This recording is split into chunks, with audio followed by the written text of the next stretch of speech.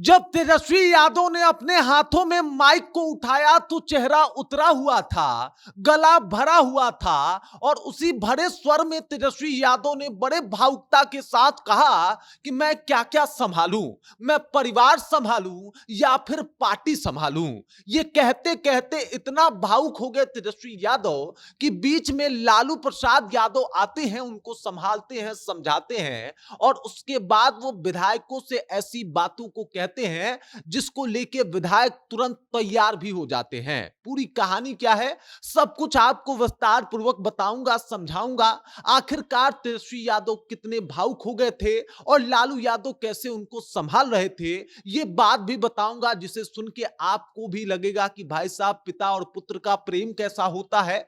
लेकिन उससे पहले मेरा परिचय जान लीजिए। मेरा नाम है रजत और आप जनता जंक्शन देख रहे हैं। आज देख लीजिए, रोहिणी आचार्य के मामले में तेजस्वी यादव पहली दफा माइक पे आके कुछ बातचीत किए और वो सब कुछ अब दुनिया के सामने है। तेजस्वी यादव दरअसल जब कल विधायक दल की मीटिंग हो रही थी और समीक्षा बैठक चल रहा था, उस दौरान तेजस्वी यादव को भी बोलना था, जहां पे वो अपने तमाम विधायकों से बातचीत करने वाले थे। और सही बात तो यह है कि तेजस्वी यादव को नेता प्रतिपक्ष बनने का मन भी नहीं था, क्योंकि जिस तरीके से हार हुआ था और जो कुछ भी आंतरिक कलह चल रहा है उनके घर में, जो अब सबके सामने है, सतह पे है, उसे देखने के बाद तेजस्वी यादव एकदम से टूट चुके थे। और उसके बाद तेजस्वी यादव भारी मन से अपने मां पिता के साथ जो है वो इस दल के बैठक में शामिल होने के लिए पहुंचे थे। इस दौरान जब उनको बोलने का मौका मिला, वो बोलने के लिए आए, तो उस दौरान वो काफी भावुक थे।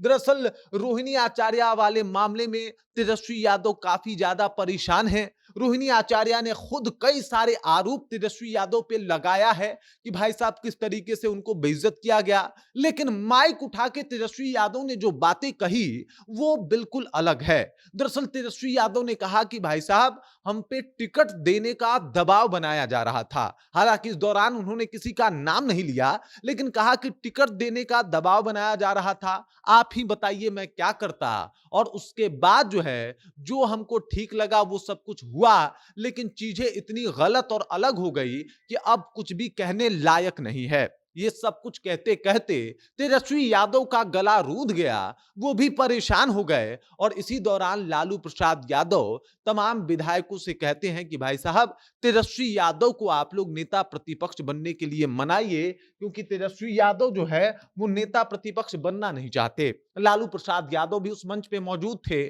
और अपने बेटे तेजस्वी यादव को भावुक होते हुए अपनी आंखों से देख भी रहे थे और इन सब स्थितियों को जो है वो महसूस भी कर पा रहे थे। दरअसल लालू प्रसाद यादव की बेटी रोहिणी आचार्य हैं, बेटा तेजस्वी यादव है, तेज प्रताप यादव हैं, और जो कुछ भी लालू परिवार में अभी चल रहा है वो सब कुछ से लालू यादव बहुत अच्छे से वाकिफ भी हैं और इसी वजह से परेशानियां जो है वो ज्यादा बढ़ी हुई है। लालू यादव ने कुछ टाइम के लिए आरजेडी का कमान भी देखा, ताकि उन विधायकों से यह कहा जा सके कि आप तेजस्वी यादव को मनाओ और उनसे कहो कि भाई साहब वो नेता प्रतिपक्ष बनने के लिए हामी भरे।